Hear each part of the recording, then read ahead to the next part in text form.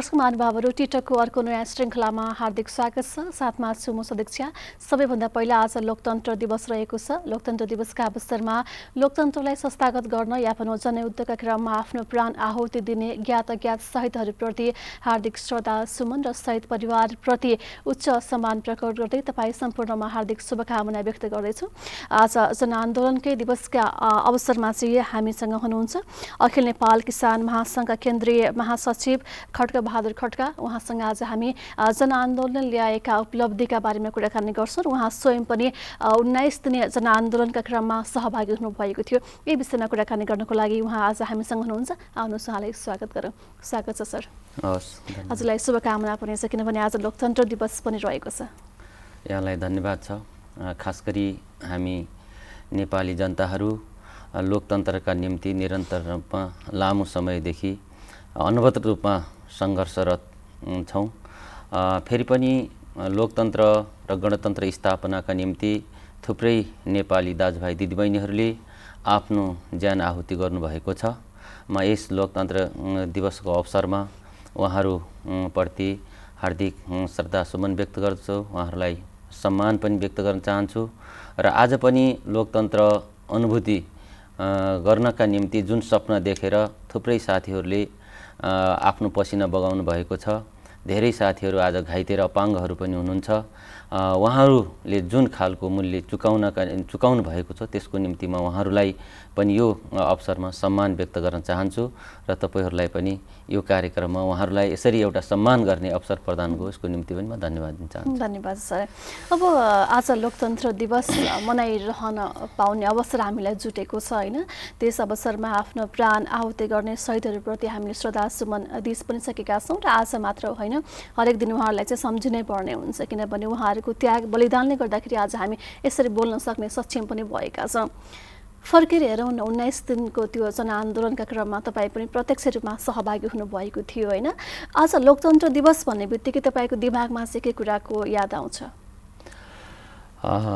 आज खास गरी आजको दिनलाई स्मरण गरिरहँदाखेरि हामीले यो मुलुकको समृद्धि, नेपाली जनताले प्राप्त गर्नुपर्ने न्याय समानताका निम्ति हामीले जुन एउटा सपना बोकेर आन्दोलनमा सहभागी भएका थियौँ, मलाई लाग्छ आज त्यसको उपलब्धि नै हो कि आज हामी हरेक ढङ्गले आफ्ना अभिव्यक्तिहरू स्वतन्त्रतापूर्वक राख्न पाइरहेका छौँ।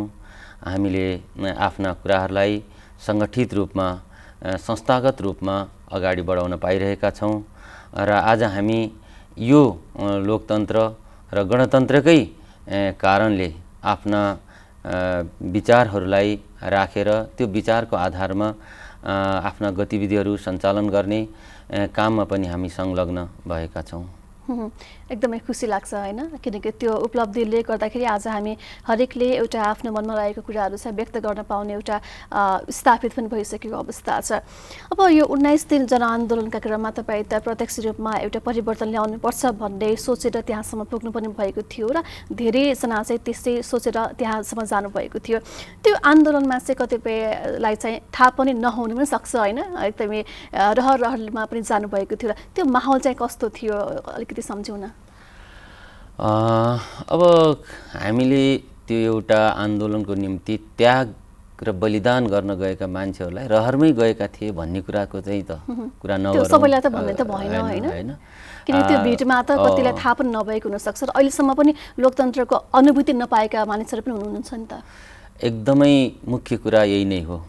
हामीलाई खास गरी हामी लोकतन्त्रका निम्ति लडेका र आज पनि त्यही लोकतन्त्रलाई संस्थागत गरेर अझ समाजलाई समुन्नत बनाउने उद्देश्यका साथ अगाडि बढिरहेका तपाईँ हामी जो विभिन्न सङ्घ संस्थाको अगुवाई गरिरहेका छौँ र हामीलाई त्यो खालको कतै कतै एउटा खालको अनुभूति पनि भइरहेको छ। वास्तवमा आज हामीले जुन खालको व्यवस्था परिवर्तन गर्नका निम्ति जुन मूल्य चुकायौँ त व्यवस्था परिवर्तन त भयो, जनताको अवस्था परिवर्तन गर्न अझ धेरै कुराहरू बाँकी छन् भन्ने कुरा हामीलाई लागेको छ। त्यसो भएको हुनाले हामीले जुन एउटा सपना बोकेर त्यो 19 दिने जनआन्दोलनमा सहभागी भएका थियौँ र उहाँहरूलाई हामीले सपना देखाएका थियौँ, जो राजनीतिक पार्टीहरूले जुन खालको एउटा सपना बाँडेर आन्दोलनमा सहभागी हुने वातावरण सिर्जना हामीले गरेका थियौँ, तर त्यो सपनालाई पुरा गर्ने सन्दर्भमा हामीले आफ्ना भूमिकाहरूलाई कति पुरा गऱ्यौँ त भन्ने कुरा आज नेपालका सबै राजनीतिक पार्टीहरूले एकचोटि गहिरिएर सोच्नुपर्ने बेला पनि हो भन्ने मलाई लाग्छ। अब तपाईँले पनि भन्नुभयो र सबैलाई थाहा भएकै कुरा हो, केही परिवर्तन ल्याउनुको लागि धेरै कुराहरूको त्याग बलिदान पनि दिएका पनि छौँ र दिनुपर्ने भयो शहीदहरूले, र अझै पनि उहाँहरूको जुन घाइते अपाङ्ग हुनुभएको छ उहाँहरूले अहिले पनि उपचार नपाएको गुनासो पनि गरिरहनु भएको छ। शहीद परिवारप्रति अझै पनि हामीलाई कसैले पनि हेरेन भन्ने गुनासोहरू पनि रहेको छ। यति गर्दा गर्दै ल्याएको परिवर्तनले पनि किन जनताको चित्त बुझाउन नसकेको होला, होइन? किन चाहिँ जनताले चाहिँ गुनासो गर्ने अवस्था आइरहन्छ होला, के कारणले गर्दाखेरि? किनकि तपाईँ आफै पनि एउटा नेतृत्वदायी भूमिकामा हुनुहुन्छ नि, होइन? के कारणले गर्दाखेरि चाहिँ एउटा जनताले चाहेको त सामान्य कुरा त हो नि, एउटा विकास, बाटोघाटो, सामान्य एउटा रोजगारी प्रदान होस् भन्ने नै हो, किन चित्त बुझाउन नसकेको होला, के लाग्छ? यसको सन्दर्भमा जसरी जनआन्दोलन गर्ने क्रममा एउटा वातावरण क्रिएट भयो र नेपालका राजनीतिक पार्टीहरू जो शान्तिपूर्ण प्रक्रियाबाट आफ्ना गतिविधिहरू अगाडि बढाइराख्नु भएको थियो, जो एक खालको जनयुद्धमा पनि सहभागी हुनुहुन्थ्यो, उहाँहरू सबैलाई एक ठाउँमा उभ्याएर एक ठाउँमा ल्याएर संयुक्त रूपमा शान्तिपूर्ण तरिकाबाट जनआन्दोलनमा सहभागी बनाउने एउटा वातावरणको क्रिएट भयो। जसरी आन्दोलनका सन्दर्भमा एकताबद्ध भएर नेपालका राजनीतिक पार्टीहरू लाग्नुभयो, त्यो आन्दोलनपछि सबैले आफ्नो ढङ्गले आफ्ना विचारहरूलाई छुट्टै लागू गर्ने प्रयास र प्रयत्नहरू गरियो र एकताबद्ध भएर जसरी आन्दोलन गरियो त्यसरी एकताबद्ध भएर यी जनताका मुद्दाहरूलाई समाधान गर्ने दिशामा नेताहरूले, राजनीतिक पार्टीहरूले त्यो खालको त्याग गर्न सक्नु भएन भन्ने मलाई लाग्छ।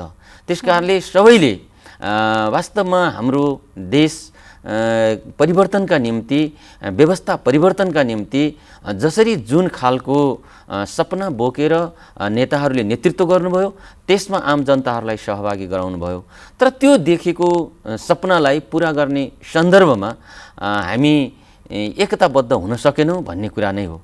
फेरि पनि आज त्यो आन्दोलनका क्रममा मात्र नभएर विभिन्न खालका आन्दोलनहरू भएका छन् र त्यो आन्दोलनमा अहिले पनि थुप्रै साथीहरू, थुप्रै व्यक्तिहरू घाइते हुनुहुन्छ, अपाङ्ग हुनुहुन्छ र उहाँहरूको पीडामा मलम लगाउने सन्दर्भमा अलिकति नेपालका राजनीतिक पार्टीहरू र जो त्यसको नेतृत्व गरिराख्नु भएको छ उहाँहरूले ध्यान नपुर्याउनु भएकै हो भन्ने कुरा मलाई महसुस भएको छ र कहीँ कतै हामीलाई त्यो खालको कहिले आत्मग्लानि पनि हुन्छ कि वास्तवमा यसरी आफ्नो जीवज्यान आहुति दिएर आन्दोलनमा होमिएर यो व्यवस्था परिवर्तनका निम्ति जसले रगत बगाउनु भयो, उहाँहरूको त्यो रगतको, त्यो पसिनाको मूल्य प्राप्त गर्ने सन्दर्भमा कमजोरी भएकै छ भन्ने कुरा हामीलाई लागेको छ र यो कमजोरी नहुन दिनका निम्ति यो आजको यो लोकतन्त्र दिवसले हामी सबै र नेपालका राजनीतिक पार्टी र त्यसको नेतृत्व गर्ने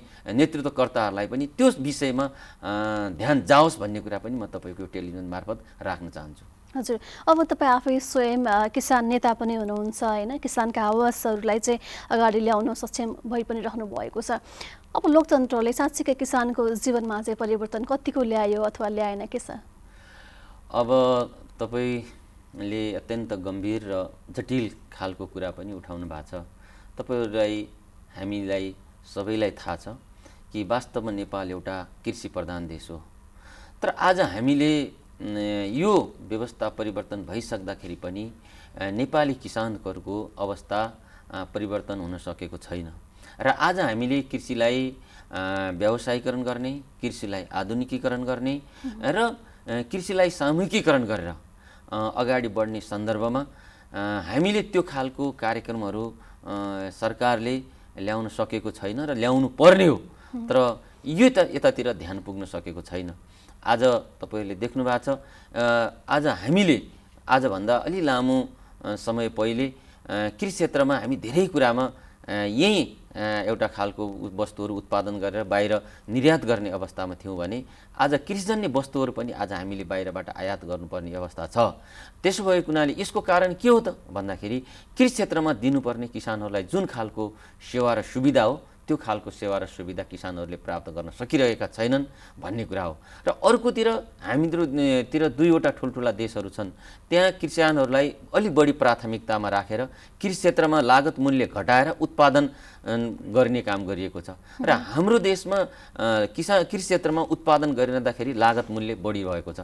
त्यसले किसानहरूले उत्पादन गरेको वस्तु बजारमा लाँदाखेरि त्यसको उत्पादन मूल्य बढी हुन्छ र राज्यले ती किसानहरूलाई खास गरी उत्पादनका निम्ति आवश्यक पर्ने उन्नत जातको मल, उन्नत जातको त्यो खालको सिँचाइ, समयमा मल, प्राविधिक यो खालको कुरालाई हामीले ध्यान पुर्याउन सकिराखेका छैनौँ।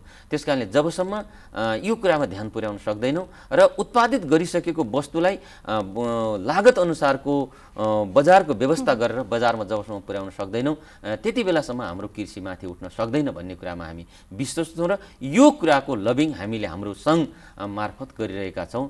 त्यसो भएको हुनाले जबसम्म नेपाली किसानहरूलाई त्यो खालको अनुभूति दिलाउन सकिँदैन, त्यो खालको काम हामी गर्न सक्दैनौँ, तबसम्म ती किसानहरूले लोकतन्त्रको अनुभूति गर्न पाउँदैनन् भन्ने कुरामा हामीलाई लागिरहेको छ। पक्कै पनि अब तपाईँ स्वयं आफै अखिल नेपाल किसान महासङ्घको केन्द्रीय महासचिव पनि हुनुहुन्छ होइन, तपाईँहरूको भूमिका छ अब सरकारले मात्र दोष दिनुभन्दा पनि तपाईँहरूको लबिङ चाहिँ कस्तो रहने गर्दछ र कतिको काम गरिराख्नु भएको छ अखिल नेपाल किसान महासङ्घले चाहिँ अहिले? हामीले खास गरी अखिल नेपाल किसान महासङ्घ को तर्फबाट नेपाली किसानहरूले भोग्न परेका समस्याहरूको सन्दर्भमा ती समस्याहरूलाई समाधान गर्नका निम्ति हामी स्वयं त्यसमा कुनै खालको लगानी लगाउने ठाउँमा हामी हुँदैनौँ। हामी यी मुद्दाहरूलाई बोकेर उठान गर्ने कुरा हो र हामीले ती मुद्दाहरूलाई उठान गरेर राज्यसँग त्यसको लबिङ गरेर र ती मुद्दाहरूलाई सम्बोधन गराउने सन्दर्भमा हामीले आफ्ना गतिविधिहरू सञ्चालन गर्ने हो। म तपाईँलाई आज एउटा अवसर पनि हो भन्ने ठान्छु कि तपाईँहरूले देख्नु भएको छ गत वर्ष मात्रै बेमौसमी वर्षाका कारणले ठुलो जनजनको क्षति भयो। त्यसको सन्दर्भमा हामीले सरकारलाई यसको जानकारी गरायौँ र त्यो सन्दर्भमा सरकार पनि त्यो कुरा मुद्दालाई सम्बोधन गर्ने तहमा पुग्यो। आजसम्म त्यो कुरा प्राप्त गर्न सकेका छैन। त्यसको साथसाथै एउटा तपाईँहरूलाई भनौँ कि आज पनि हामीले लोकतन्त्र र गणतन्त्रका कुरा गर्दाखेरि कृषि क्षेत्रका नियम र कानुनहरू हिजो पञ्चायती व्यवस्थाकै नियम कानुन छन्। एउटा हामीले सामान्यतया तपाईँहरूलाई म भनौँ कि हामी DY-28 धान चाइनाबाट बिउ यहाँ आयात गरियो र त्यो बिउ किसानहरूले रोप्नुभयो, तर काठमाडौँ उपत्यकामा मात्रै 7,775 रोप्नीमा उत्पादन भएन। बाला त लायो, दाना लाएन। हामी त्यस्तो बिउ आयात गर्ने कम्पनीलाई कारबाही गर्नुपर्छ र किसानहरूलाई क्षतिपूर्ति दिनुपर्छ भन्ने खालको कुरा उठाइरहँदाखेरि कानुनी कुरा के रहेछ भनेर कानुन खोज्दा अहिले पनि बिउ बिजन ऐन 2045 लागू रहेछ। त्यसकारण हामीले यति लामो समयसम्म त्यो कुरालाई पनि संशोधन गरेर अगाडि बढ्न सकेका छैनौँ। त्यसो भएको हुनाले हामी अर्कालाई दोष थपार्नुभन्दा पनि वास्तवमा त्यो ठाउँमा पुगेका जिम्मेवार मान्छेहरूले हामीले काम गर्नुपर्ने हो भन्ने खालको त्यो खालको जिम्मेवारी दिनुपर्ने हो भन्ने खालको बोध भएन कि भन्ने हामीलाई लागेको छ।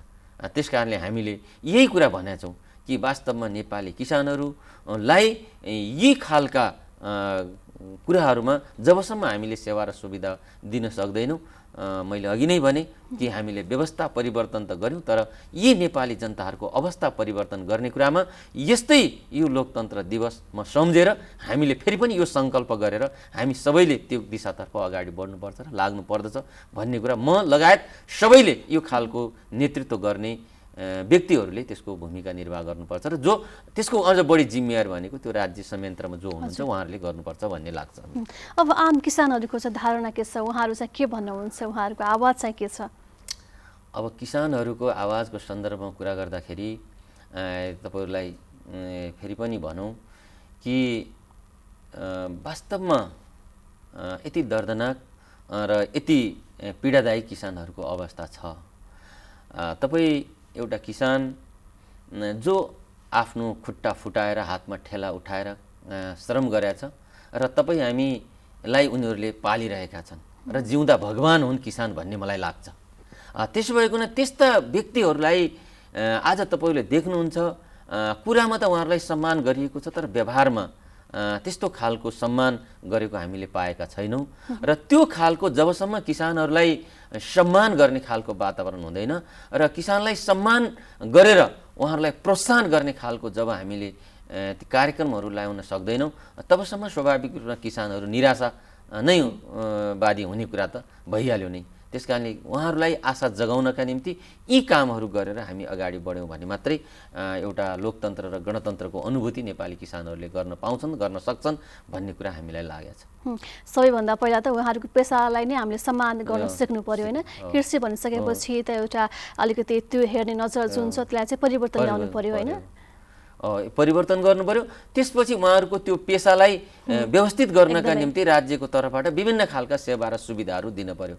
यही सन्दर्भमा मैले हामीले के भनेका छौँ भने उत्पादनका आधारमा किसानहरूलाई विभिन्न खालका सेवा र सुविधाहरू दिनु पर्यो भन्ने छ।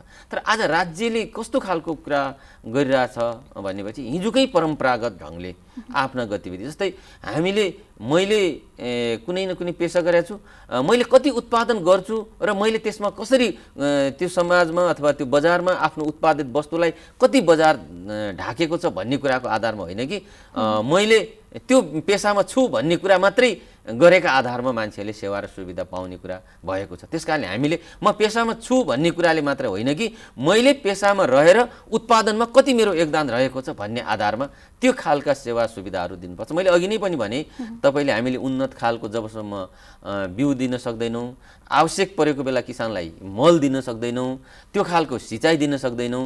आज नयाँ नयाँ प्रविधिको विकास भइसकेको छ। आज कृषि यन्त्रीकरणमा गइसकेको छ।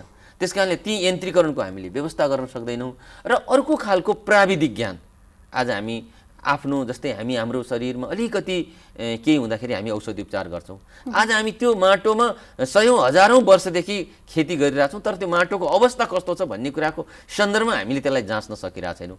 त्यो जाँचेर अनि त्यो माटोमा कस्तो खालको वस्तु उत्पादन हुन्छ भन्ने कुराको हामीले कार्यक्रम ल्याउन सकेका छैनौँ। त्यस कारणले हामीले आफ्नो बुझाइ परम्परागत ढङ्गले मैले कृषि के गरेको छु त्यसैको आधारमा मैले काम गरिरहेको छु। त्यसो भएको हुनाले आज तपाईँलाई थाहा छ हाम्रो देश अहिले पनि 65% जनसङ्ख्या कृषिमा संलग्न छ।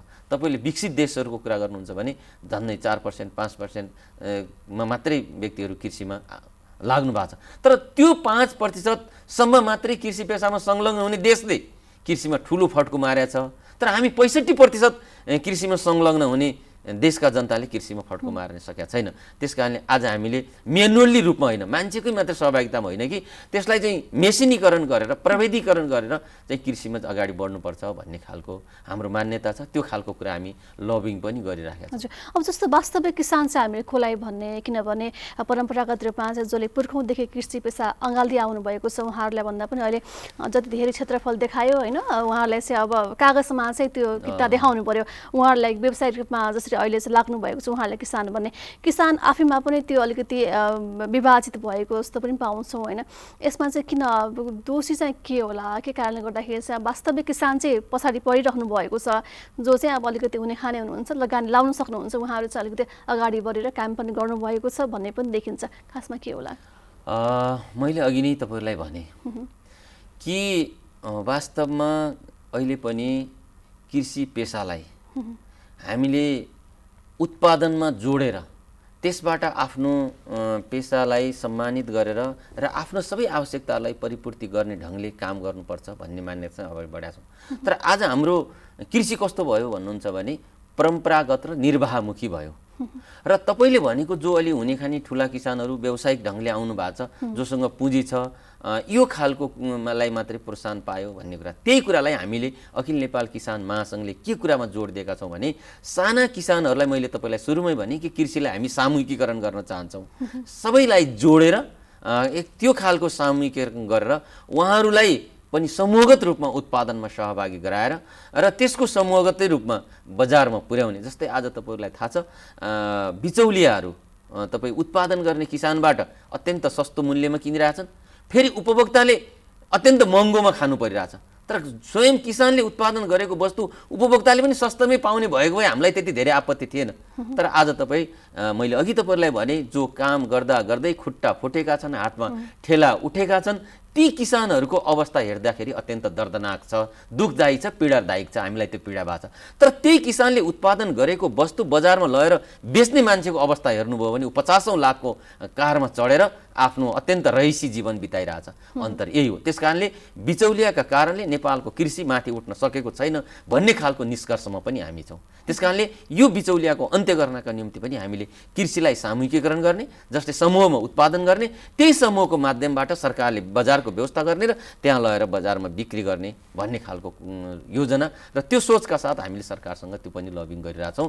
र त्यति गरियो भने मात्रै आज हामी लोकतन्त्र दिवसका अवसरमा किसानहरूले लोकतन्त्रको अनुभूति माथि उठेको र लोकतन्त्रको अनुभूति गर्न पाएको कुरा उहाँहरूले महसुस गर्नुहुन्छ भन्ने कुरा हामीलाई लागेको छ। त्यो कहिलेसम्म होला त? उहाँहरूले लोकतन्त्र आइसकेपछि हाम्रो जीवन पनि परिवर्तन भयो भन्ने दिन चाहिँ कहिले आउला? किन तपाईँ आफै स्वयं पनि किसान नेता भएको हुनाले। अत्यन्त एकदम मैले अघि भने कि वास्तवमा व्यवस्था परिवर्तन गर्यौँ तर अवस्था परिवर्तन गर्ने कुरामा हामीले सोचेनौँ।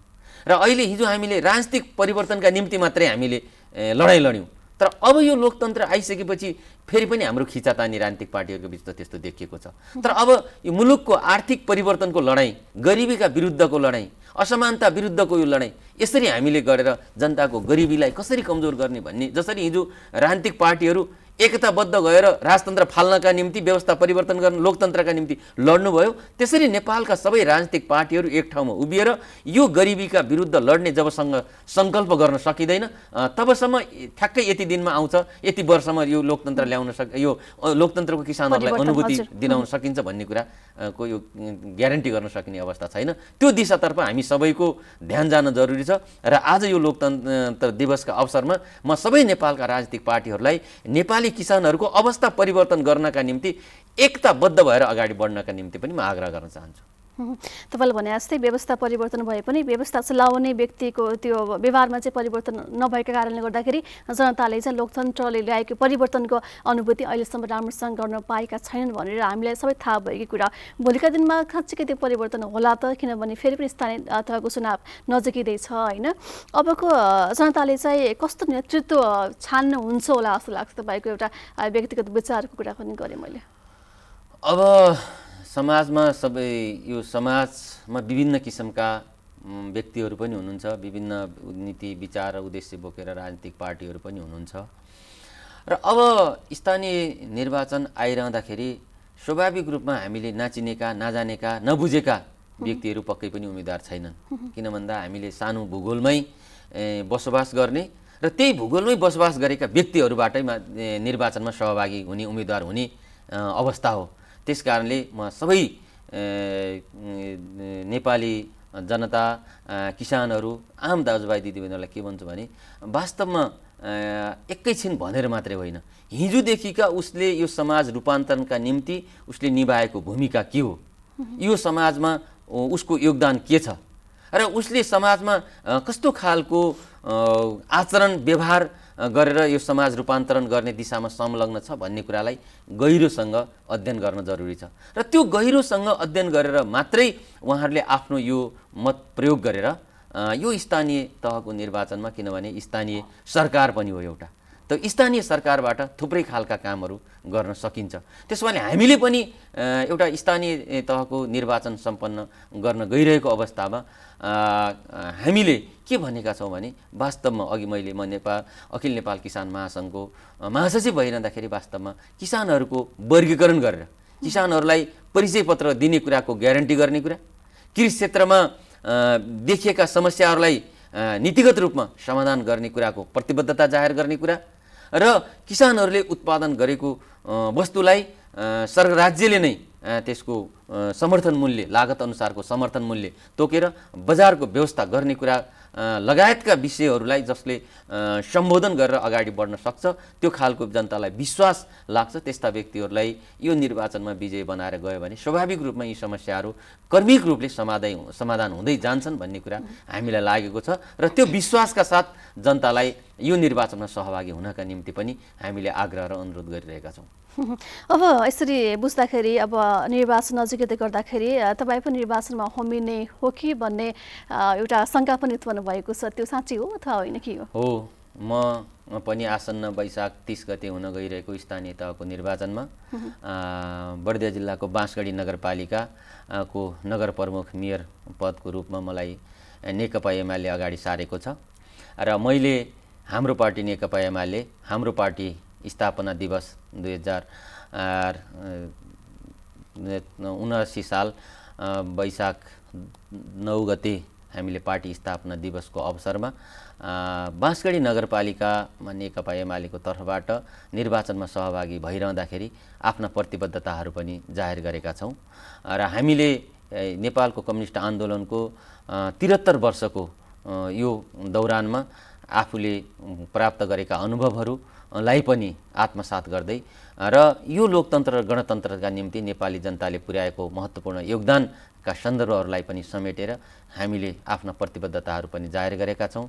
त्यसलाई हामीले शिक्षा, स्वास्थ्य, कृषि, पर्यटन, स्वरोजगार, महिला तथा बालबालिका, वृद्धहरू, युवाहरूका यी तमाम क्षेत्रहरूलाई समेटेर पर्यटन यी कुराहरूलाई समेटेर हामीले हाम्रा प्रतिबद्धता जाहेर गरेका छौँ र हामीले भनेका छौँ सबै राजनीतिक पार्टीहरूले यी खालका प्रतिबद्धताहरू जाहेर गरेर जनताको मन जित्ने हिसाबले अगाडि बढ्नुपर्छ र हामी यो खालको जनताको मन जित्ने गरी र मन मात्रै जित्ने होइन भोलि काम गर्ने गरी हामी जनताको बिचमा त्यो खालको प्रतिबद्धता जाहेर गरेर अगाडि बढेका छौँ र त्यही प्रतिबद्धताका साथ जनताहरूले हामीलाई विश्वास गर्छन् र हामी आगामी 5 वर्षभित्र वास्तवमा यो गणतन्त्र यो लोकतन्त्रलाई नेपाली जनताले अनुभूति गर्ने गरी स्थानीय सरकारले काम गर्नुपर्छ भन्ने खालको विचार र त्यो सङ्कल्प बोकेर हामी यो स्थानीय तहको निर्वाचनमा होमिएका छौँ। तपाईँलाई अग्रिम शुभकामना पनि दिन चाहन्छु होइन, तपाईँको जुन उद्देश्यका साथ लागि पनि पर्नु भएको छ तपाईँको त्यो उद्देश्य पुरा होस्, जनताले मूल्याङ्कन गरि पनि रहेका होलान् किनभने अब जनतालाई म चुनाव जितेपछि म यस्तो यस्तो गर्छु भनेर भनिरहनु पर्दैन किनकि उहाँहरूको आचरण व्यवहारले जनताले पहिले नै चिनिसक्नु भएको हुन्छ। त्योभन्दा बढी प्रचारभन्दा पनि म चुनावमा लड्दैछु उठ्दैछु मलाई भोट दिनु होला यति मात्र भन्दा पनि पुग्छ होला अब किनभने जनताहरू धेरै बुझ्ने भइसक्नु भएको छ। कुराकानी आजलाई यति नै गरौँ किनभने समयको पाबन्दी लागिसकेका छ। अन्तिममा छौँ, तपाईँको समय र साथको लागि धेरै धेरै धन्यवाद छ। हस्, धन्यवाद। यो टेलिभिजन मार्फत आफ्ना मेरा विचारहरू यो गणतन्त्र दिवस र लोकतन्त्र दिवसका अवसरमा मलाई जुन एउटा आफ्नो विचार राख्ने अवसर दिनुभयो यसको निम्ति म तपाईँहरूलाई पनि हार्दिक धन्यवाद दिन चाहन्छु। धन्यवाद छ। दर्शक महानुभावहरू, टिकटकको आजको बसाइमा हामीसँग हुनुहुन्थ्यो अखिल नेपाल किसान महासङ्घका केन्द्रीय महासचिव खड्क बहादुर खड्का। आज हामीले विशेष गरी लोकतन्त्रले ल्याएको परिवर्तनका बारेमा अझै भने किसानको जीवन परिवर्तन कतिको भयो या भएन भन्ने विषयमा कुराकानी गऱ्यौँ। आजलाई टिकटकको निर्धारित समय सकियो। हामी एकैछिनमा जिल्ला अपडेट लिएर पुनः आउँछौँ, हामीसँग रहनुहोला।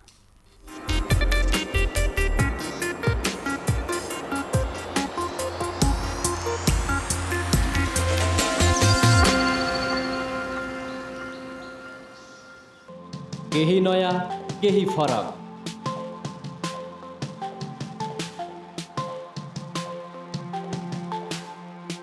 राष्ट्रिय सञ्चारको मेरुदण्ड नेपाल टेलिभिजनको प्रादेशिक च्यानल एनटिभी कोहलपुर, पश्चिम नेपालको लुम्बिनी, कर्णाली र सुदूर पश्चिमको एक मुष्ट आवाज, सत्य समाचार, तटस्थ विचार, कार्यक्रममा मौलिकता, समावेशिता र विकासमा विस्तार, डिजिटल दुनियाँमा तपाईको विचार र भावनालाई संसारसँग जोड्दै एनटिभी कोहलपुर, सूचना, शिक्षा र मनोरञ्जनको यो यात्रा हो समृद्धिको।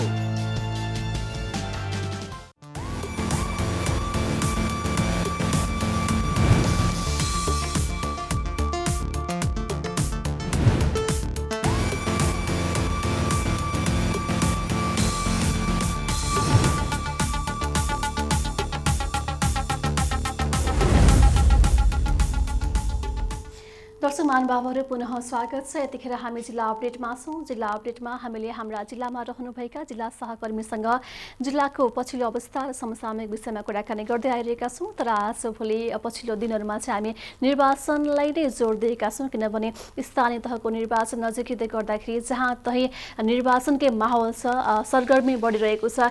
यही विषयमा कुराकानी गर्नको लागि हामीसँग हुनुहुन्छ हाम्रा बाँके संवाददाता रुद्र सुवेदी।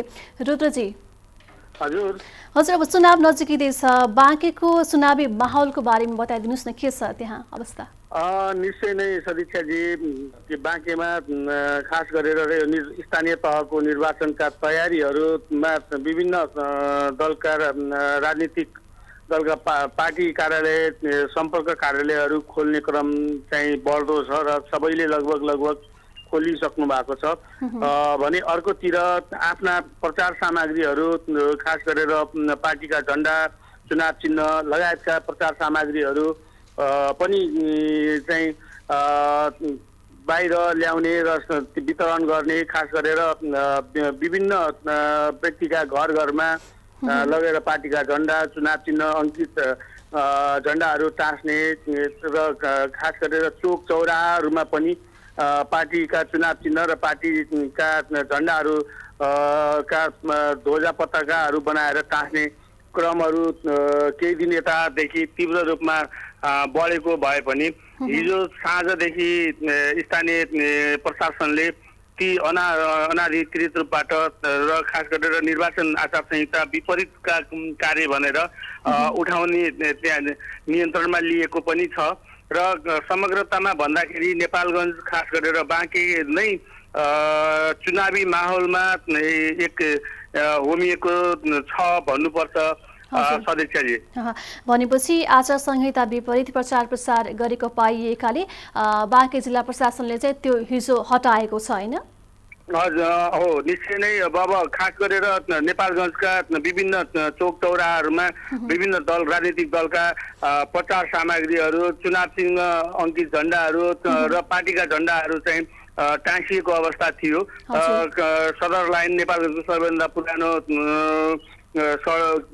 बजार अनि त्यसका साथसाथै विभिन्न ठाउँका नेपालगञ्ज मात्र नभएर खजुरा र बाँकेका 8वटा पालिकाका जहाँ चाहिँ निर्वाचन आचार संहिता विपरीतका पर्चाहरू चाहिँ आचार संहिता विपरीतका झण्डाहरू लगायतका कुराहरू चाहिँ टाँसिएका थिए, त्यो हिजो चाहिँ नियन्त्रणमा लिने काम भएको छ भने अर्कोतिर राजनीतिक दलका चाहिँ दलहरू उम्मेदवारको अन्तिम टुङ्गो लगाउने तर्खरमा पनि हुनुहुन्छ। खास गरेर के अरे सत्ता गठबन्धन गर्ने या नगर्ने भन्ने कुराहरू पनि आइरहेका छन्। तर समग्रतामा भन्दाखेरि सबै राजनीतिक दलहरू निर्वाचनको तयारीमा होमिनु भएको छ र उहाँहरूले चाहिँ आफ्नो दाबीसहित आफ्ना उम्मेदवारहरू टुङ्ग्याउने र नोमिनेसनको अन्तिम तयारीमा लाग्नु भएको जानकारी प्राप्त भएको छ सदस्यजी। हजुर, अब टिकटका लागि पार्टी बदल्ने धेरै भए भन्ने पनि छ बाँकेमा, होइन? त्यसो त हरेक जिल्लामा त्यो छँदै नै होला।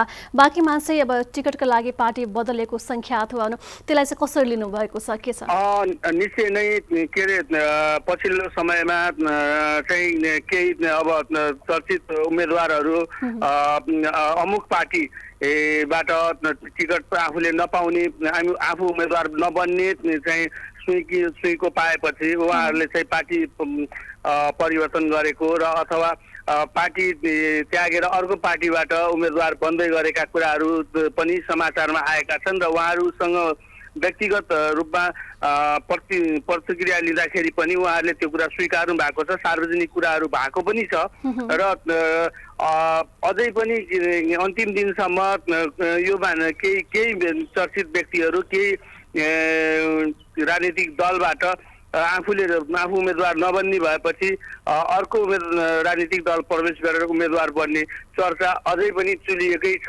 सदस्यजी। हजुर, अब यस्तो यो माहौल हेर्दाखेरि या भनौँ फेरि पनि 5 वर्षपछि जनताले चाहिँ आफ्नो अधिकार प्रयोग गर्ने समय पनि आइरहेको छ। बाँकेको नागरिकहरू चाहिँ कतिको उत्साहित हुनुहुन्छ यो आउँदै गरेको चुनावलाई लिएर? निश्चय नै के अरे यो अब आउने 5 वर्षको लागि खास गरेर आफ्नो स्थानीय तह, आफ्नो टोल छिमेक आफ्नो घर वरिपरि चाहिँ को विकासलाई चाहिँ प्रत्यक्ष प्रभाव पार्ने भएको हुनाले निश्चय नै सबै चाहिँ व्यक्तिहरू चाहिँ अहिले यो निर्वाचनलाई महत्त्वको साथ हेर्नु भएको छ र उहाँहरूले चाहिँ उहाँहरूको स्थानीय जो मतदाताहरू हुनुहुन्छ उहाँहरूको चाहिँ एउटा मात्रै मुद्दा के रहेको छ भने मेरो टोल मेरो वडा मेरो चाहिँ पालिकामा भ्रष्टाचार रहित रूपबाट विकास होस् र भ्रष्टाचार शून्य सहनशीलताको चाहिँ कार्यान्वयन होस् र त्यस्ता खालका जनप्रतिनिधिलाई मात्रै के सुन्नुपर्छ भन्ने किसिमबाट चाहिँ उहाँहरू चाहिँ त्यो मानसिकताले अगाडि बढ्नु भएको जस्तो पाइन्छ र पुरानो यो चाहिँ स्थानीय तहको निर्वाचन भएको हिसाबले पनि पुरानो र व्यक्तिगत मेरा यति छन् र म व्यक्तिगत रूपको मतको आँकडा चाहिँ हुने भन्ने किसिमको जुन उ छ त्यो चाहिँ नहुन सक्ने सम्भावना बढी छ किनभने जनताहरूले 5 वर्षमा गएका जनप्रतिनिधिहरूले गर्नुभएको कामको मूल्याङ्कन गर्नुभएको छ कामको क्वालिटीको हेर्नु भएको छ र खास गरेर उहाँहरूले चाहिँ आउने फेरि 5 वर्षमा आफ्नो टोल छिमेक र आफ्नो पालिकाको वडा पालिकाको विकासका लागि उहाँहरूले चाहिँ त्यो कुरालाई मनन गर्ने भएको हुनाले यो विवेक पुर्याएर नै हाम्रोलाई भन्दा पनि राम्रोलाई र खास गरेर स्वस्थ र के अरे भ्रष्टाचार रहित भ्रष्टाचारमा शून्य सहनशीलता कायम गर्न सक्ने जनप्रतिनिधि चुनेर पठाउनु पर्छ भन्ने कुराहरू चिया चर्चाहरू ठाउँ-ठाउँका चिया पसलहरूमा त्यस्ता किसिमको चर्चा भएको सुन्न पाइन्छ सदस्यजी। भनेपछि अब पार्टीगत भन्दा पनि पार्टी जोसुकै होस् तर व्यक्ति चाहिँ एउटा असल छान्नुपर्छ जसले चाहिँ भोलि गएर त्यो टोलको त्यो क्षेत्रको विकास गरोस् भन्ने होइन त्यही नै हो निश्चय नै त्यही नै हो उहाँहरूको चाहिँ भन्दा हाम्रोलाई भन्दा पनि राम्रोलाई र जसले राम्रो काम गर्न सक्नुहुन्छ जसले वडा सरकार स्थानीय सरकार चलाउन सक्नुहुन्छ त्यस्ता व्यक्तिलाई नै चुन्नुपर्छ भन्ने किसिमको के अरे उहाँहरूको चाहिँ कुरा सुन्न पाइन्छ सरिताजी। हुन्छ तपाईँको यो महत्त्वपूर्ण जानकारीको लागि धेरै धेरै धन्यवाद छ। धन्यवाद यहाँलाई पनि। दर्शक महानुभावहरू उहाँ हुनुहुन्थ्यो हाम्रा बाँके संवाददाता रुद्र सुवेदी। उहाँका अनुसार चाहिँ बाँकेमा पनि चुनावी माहौलको सरगर्मी बढिरहेको छ यसै पनि बाँके भनिसकेपछि एकदमै गर्मी हुने जिल्ला त्यसमा पनि चुनावले झन् तताएको अवस्था पनि छ र हिजो मात्रै जिल्ला प्रशासन कार्यालय बाँकेले चाहिँ आचार संहिता विपरीत चाहिँ राजनीतिक दलहरूले या व्यक्तिहरूले चाहिँ जुन चुनाव प्रचार गरेको पाइएको अवस्थामा चाहिँ उहाँहरूले त्यो पम्पलेटहरू पर्चाहरू हटाउने काम भएको छ भने अबदेखि त्यस्तो गरेको पाइएमा फेरि पनि कानुनी रूपमा चाहिँ कारबाही गर्ने चेतावनी पनि जिल्ला प्रशासनले दिएको छ भने स्थानीय जनताहरू आम नागरिकहरू एकदमै चुनावलाई लिएर उत्साहित हुनुहुन्छ। यो पटकको चुनावमा बाँके मात्र नभएर हरेक जिल्लाका नागरिकहरू चाहिँ एकदम सक्षम भइसक्नु भएको छ। उहाँहरूले पार्टी हेरेर भन्दा पनि एउटा व्यक्ति हेरेर सक्षम व्यक्तिलाई चाहिँ चुनावमा जिताउनुहुन्छ भन्ने एउटा हामीले विश्वास पनि लिएका छौँ। त्यो विश्वास हुनु पनि पर्छ तपाईँ हामी सबै र म स्वयं पनि आफूले एउटा असल व्यक्तिलाई रोज्नुपर्छ भन्ने पनि हो। यिनै कुराकानीसँगै आजलाई मर्निङ मिक्सको सम्पूर्ण सेगमेन्ट पुरा रहन्छ। तपाईँको आजको दिन शुभ रहोस्। नमस्कार।